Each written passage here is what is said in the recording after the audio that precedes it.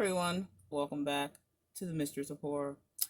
Now, this week's video, it's all about naming that horror book or horror story, whatever you're doing, or poem, or whatever, something scary.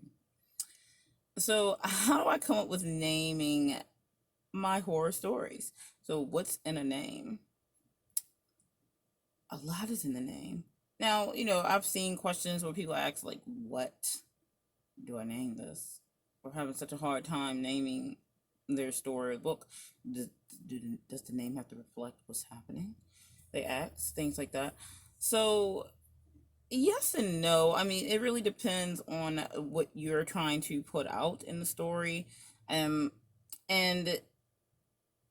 you can name this story anything related to it, a roundabout way. You can play with words, wordplay, if you don't know what that is.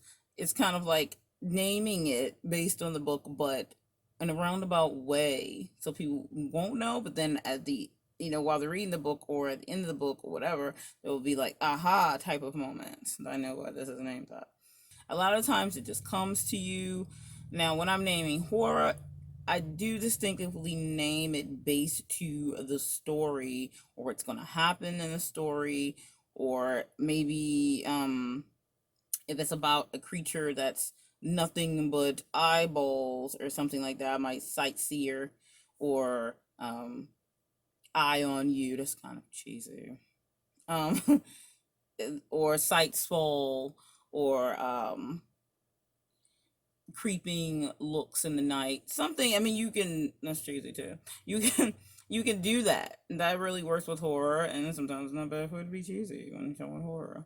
Um, but yeah, so I do that a lot. And then another example would be maybe something with a mermaid in it or undersea creature. You can do dark waters, which have been done. Seeking the land above or things like that. Think about ways to word things. You also don't want the title to be like what's in the name. Like, don't go super long either. Like a title that's like forever. I don't know what would that be. I mean, I don't really like that, but I mean, some people could be okay with it, or some not okay with it. I had a book where it's called "The Cat Who Saw Stars." That's not too long, but I'm like, okay, we're getting a little pressure space there. Something that grabs attention, because the title of the book is also going to be an important factor similar to the cover. So you definitely want to think about it. And I always try to say, take in the thought of the book, of the story. What would think about what would grab you as a reader. You always want to also think about being a reader, even, and step outside your writer self and think about, if I heard this title, would I be interested in it? You also don't want the title to completely throw you off of what you think the book is about. You know what I mean?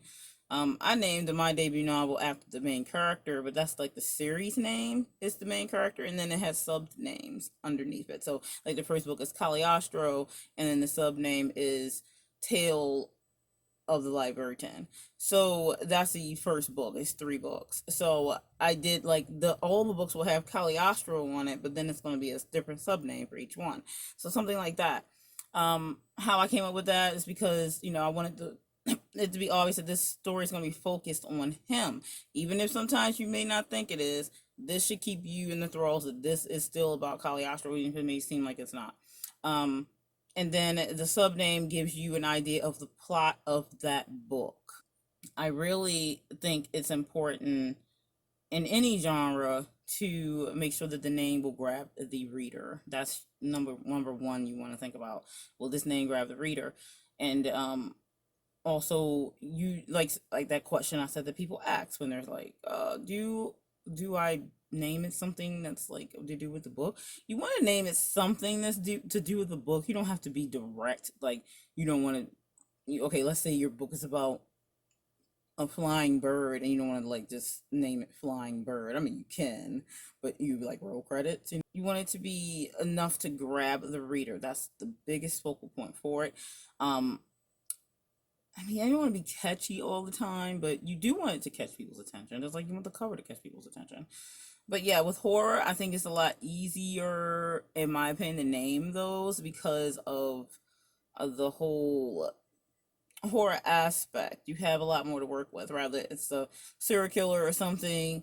You could, maybe it's a serial killer who kills you with axes or something like that. You can say fallen axe or, um, let me think of something else here.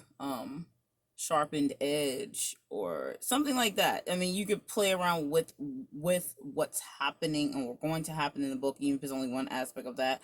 You could do that, maybe it's a serial killer that kills only females at night or something like that. Maybe like Jack the Ripper or something like that. And that is named Jack the Ripper because that's the dude's serial killer name. But you could do something like Cold Eyes at Night or things like that. Like you want to really sit there and think about what's the premise of this book, and that can help you come up with the name. So talk about horror names and what's in a name. There you go. But you can also use this same instance for any type of book you're naming, fiction wise. So let me know if you are writing a novel. Are you having a problem naming the book? Is this an issue for you? If not, also let people know how you name your books in the comments. Alrighty, I'll see you guys next time. Stay scared.